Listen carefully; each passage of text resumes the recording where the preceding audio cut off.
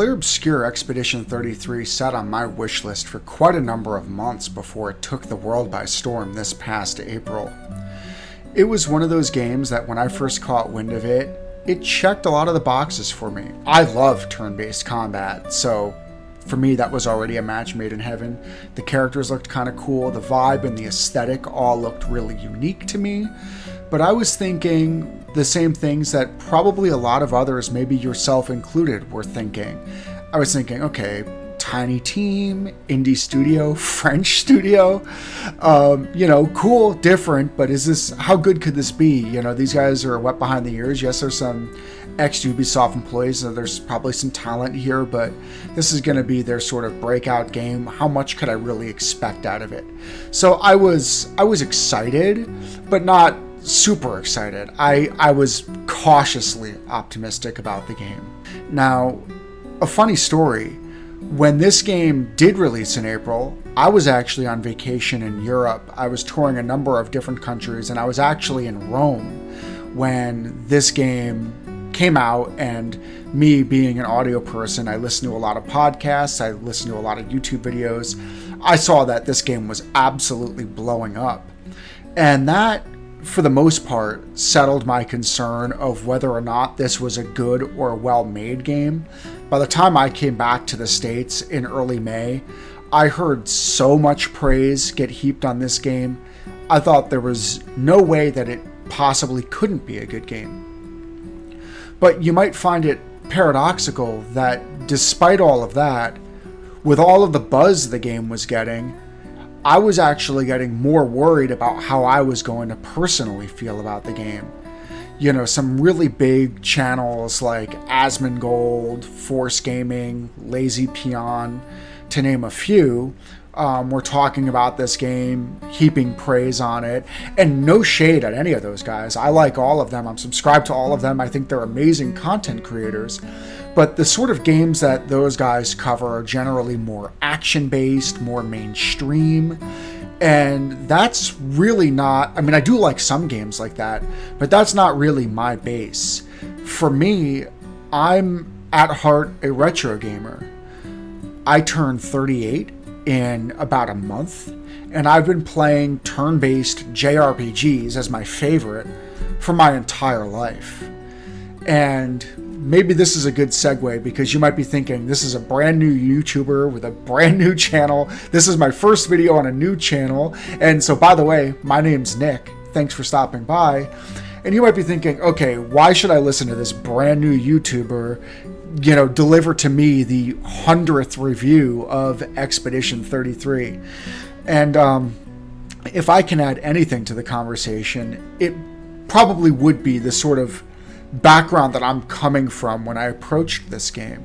So maybe I should tell you a little bit briefly about where I'm coming from. For me, the games I grew up on the NES and then advanced from there. So my earliest memories are of the original Zelda, Wizards and Warriors, Crystallis, and yes, the original Final Fantasy. Those are my favorite games as a kid. I was playing them before I even knew how to read, and I would have to get my parents to help me and stuff. By the time I moved into the SNES era, where some of my all-time favorites still sit on, like Secret of Mana, Chrono Trigger, of course, right? The Breath of Fire series, the Final Fantasies of the Super Nintendo era, 4, 6, some of my favorite games of all time. These are the games that I grew up on and I really love. So when you flash forward something like 35 years to the year 2025 and see the sort of praise Clair Obscur was getting, which was very often, in my experience, in the vein of, this game's a turn-based RPG, but, right, like people basically saying they loved the game despite it being a turn-based RPG. They loved the game despite it being story-rich. And I'm sitting here thinking, well, wait a minute. Those are the reasons I love games. I don't love games very often because, or despite being story-rich or turn-based. I love them because they are. And so I started, and a lot of people were talking about how the game was kind of Souls-like in the way you needed to react to mechanics. And I've never played a Souls-like game in my life, actually. Again, no shade. My brother's a huge fan of these games. And I know a lot of people that are, and I'm sure they're amazing games. But to quote one of my favorite RPG YouTubers, David Vink, he'll often say, I'm a crotchety old bitch. And I feel that way about myself sometimes. Quite often, by the time I sit down to play my game, it's 10 o'clock at night, maybe I have a whiskey, and I'm here to chill out. That's one of the reasons I love turn-based so much. So I started wondering, okay, is this game going to be for me, right? Or is this game going to be one of those games that really taxes me and is demanding of me? For the most part, if I'm sitting down to play a single-player RPG, it's not to be stressed out or have my blood pressure spiked, right? It is there to sit, relax, get immersed into a world, and have a good time.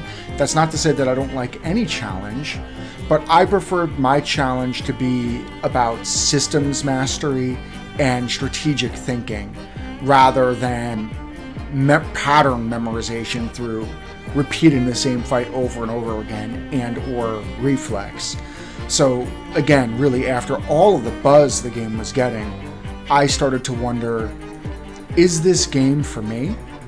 And if you think that you might be a player like me, or you're just curious about how a player like me reacted to the game, then that's what we're going to unpack from here. So this whole big preamble was my long-winded way of saying I am a native turn-based enjoyer for over 35 years, and that's the perspective that I'm coming at this review from.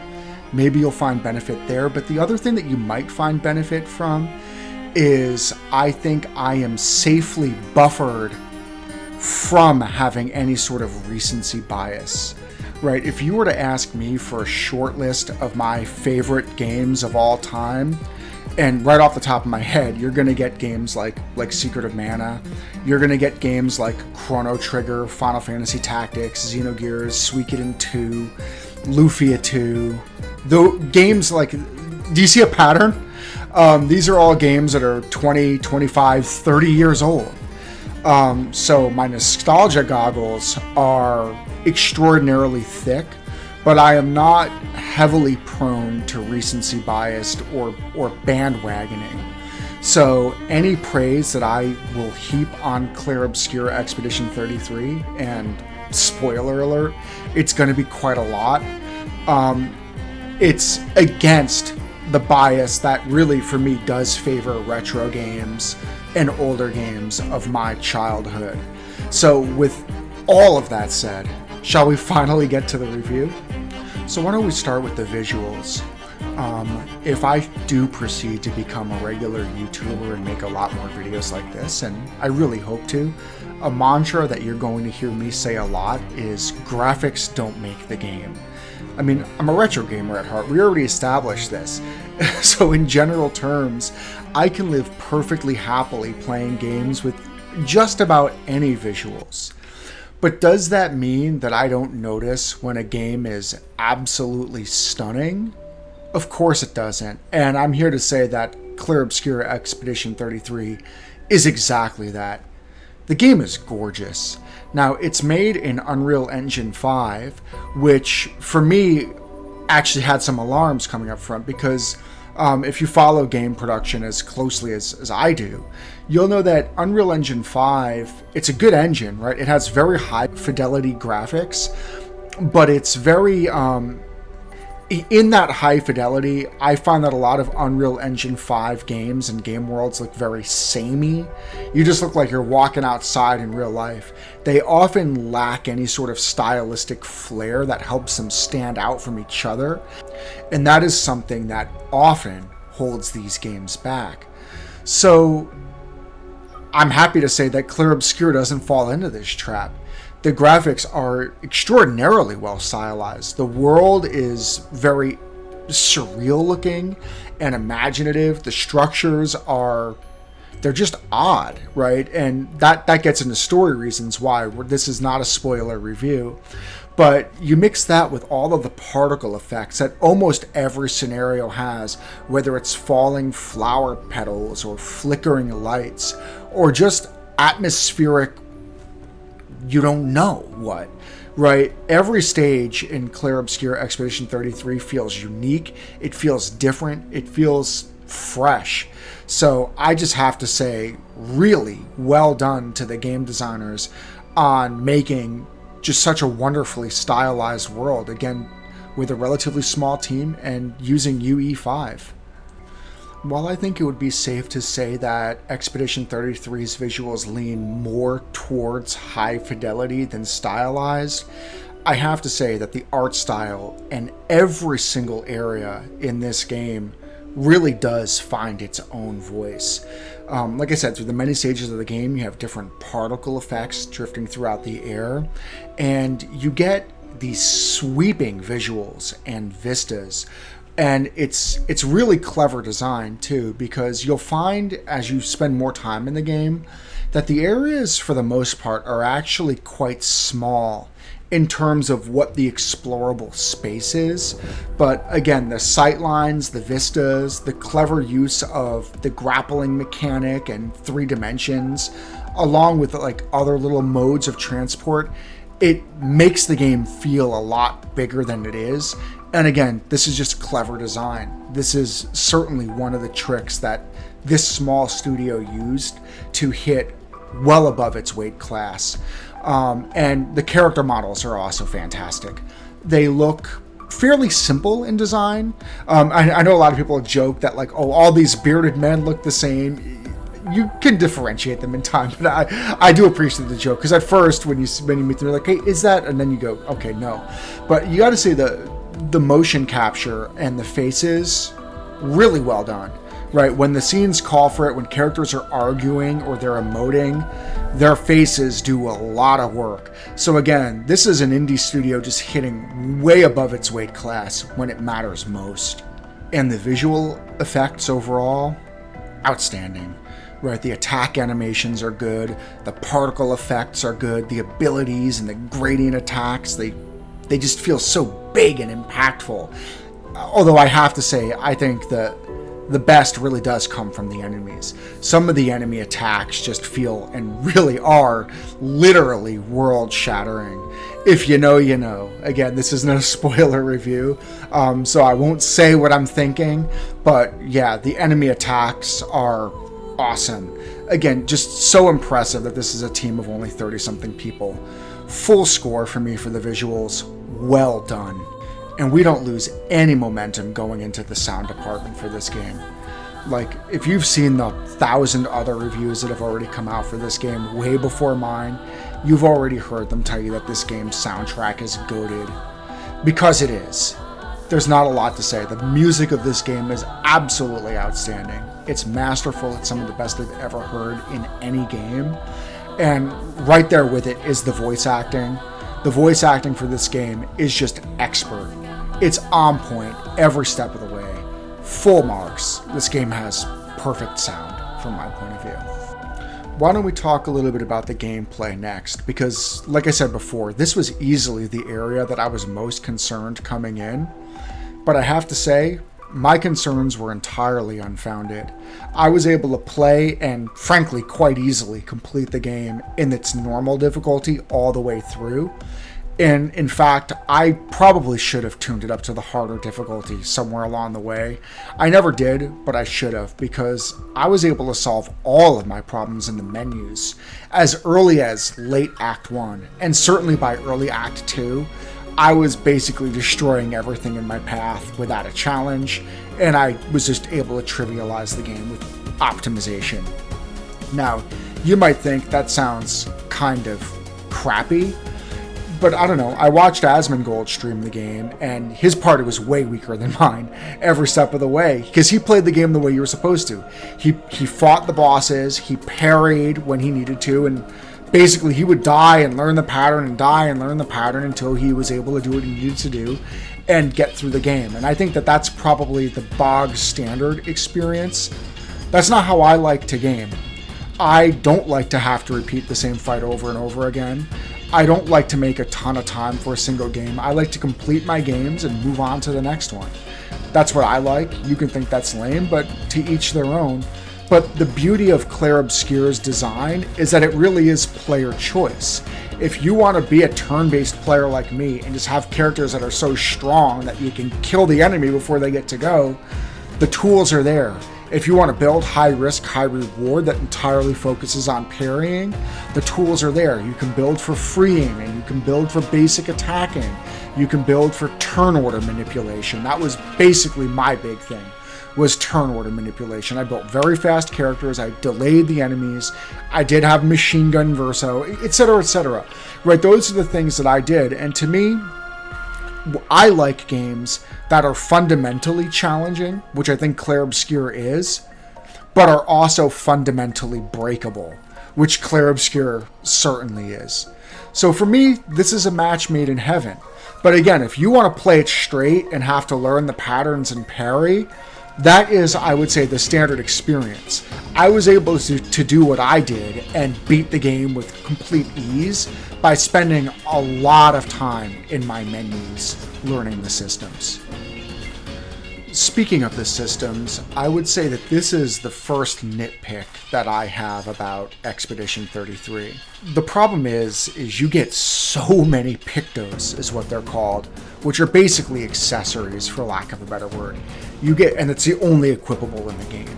You get so many of these so relatively quickly, actually, that sorting through them and the luminas, which are basically the passive powers that you can learn from doing 4 battles with an equipped Pictos, you get basically inundated with these things. I don't know how many there are. There got to be hundreds, it feels like.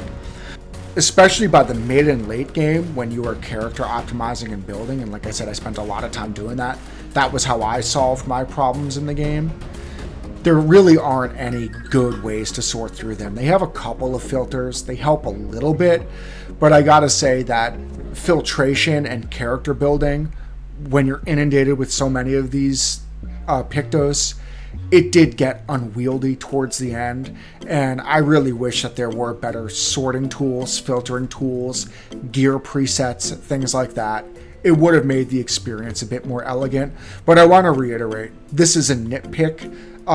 It's not that the management was bad. I will say the menus weren't great. Like the Pictos and Luminas were really kind of buried under several presses in the main menu. The main menu is not very navigation friendly. Again, quality of life nitpicks. Not big things, but a comment that I would bring up here. Maybe we should talk about exploration next, because for me, this was also a bit of a mixed bag. Like I said, the vistas, the visuals, the scenario design, gorgeous. No complaints there. But, and like I also said, the zones are relatively small while feeling huge, and I don't have any complaints there either. Again, I think that was the way the devs helped punch above their weight class. But for me, and I have to say it, I found myself missing a map. I'm a map guy. I've seen a lot of people online comment about this, right? How the lack of the map helps make the exploration feel more organic. It helps hide the treasures and the luminas and the Pictos and all that stuff, and makes exploration a little bit more rewarding. And, maybe. And of course, people did argue, and I said this myself before, that, right, the lack of the map is almost, it's basically is a requirement to feed the illusion that the game is bigger than it actually is. So these are good arguments, but I'm just going to say, for my taste, man, I really wish this game was harder to explore, was a thought I never had. So for me, the map was sorely missed. Moving on to the overworld map, however, I already said it, right? I'm a retro gamer at heart. Seeing a modern take on a traditional world map just warmed my entire little heart. It was perfect. I loved it. I loved exploring it. I liked the way that it unfurled through different, vehicles, for lack of a better word, that you get throughout the game. It was outstanding. I loved everything about the overworld map. Expedition 33 also has copious amounts of side content, and in the main, I thought it was outstanding. Some of the best dungeons in the entire game, in my opinion, come from side content. Awesome exploration. Some of it even feeds like real story and character development. So while it's skippable, there's a couple of places, again, this is a spoiler-free review, but if it wasn't, I would name them, that are just definitely worth going to. So the fact that you can beat this game relatively quickly, but probably about half of its runtime is in side content, that it was very Chrono Trigger nostalgic. I would say this game leans a little bit more heavily into side content. In the main, it was outstanding. I liked the dungeons. I liked the super bosses. I liked this one gauntlet round. The only stuff I didn't like, and again, crotchety old bitch retro gamer, were the gestural beaches. Anytime this game calls for platforming, which again is mercifully almost always side content, it's not my favorite. The game has like a lot of momentum mechanics. Your character does like a little action roll if they fall too far and you'll slip off the edge. For me, that stuff was very frustrating. Now, the completionist in me did 100% complete this game, including every bloody gestural minigame, but some of them really did take me many tries, and for me were just frustrating and not my favorite. Another mantra that I will start to say on this channel more and more as I review more games is that for me, bad side content is worse than no side content. Some of us have a problem, some of us are completionists, some of us want that skin or that ultimate weapon or that achievement. I'm not as bad as some people I know, but I'm pretty bad. So for me, bad side content is worse than no side content, and the gestural beaches just made me want to pull my hair out.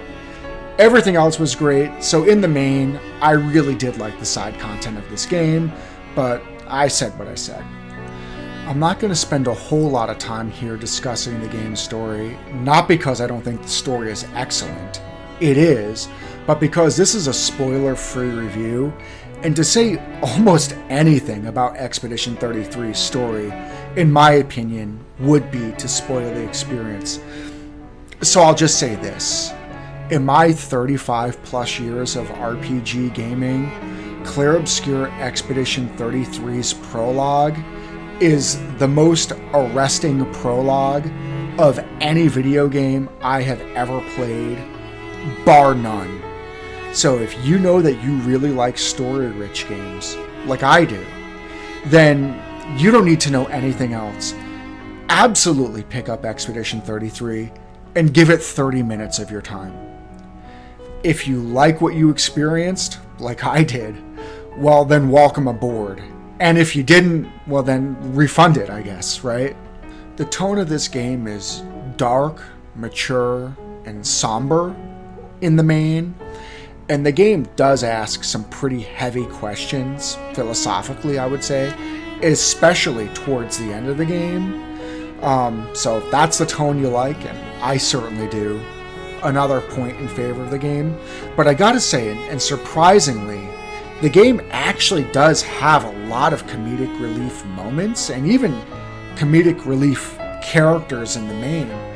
And what's so brilliant about this game's writing is that it injects comedy without ever diminishing the gravitas of the overall tone or giving you any sort of tonal whiplash.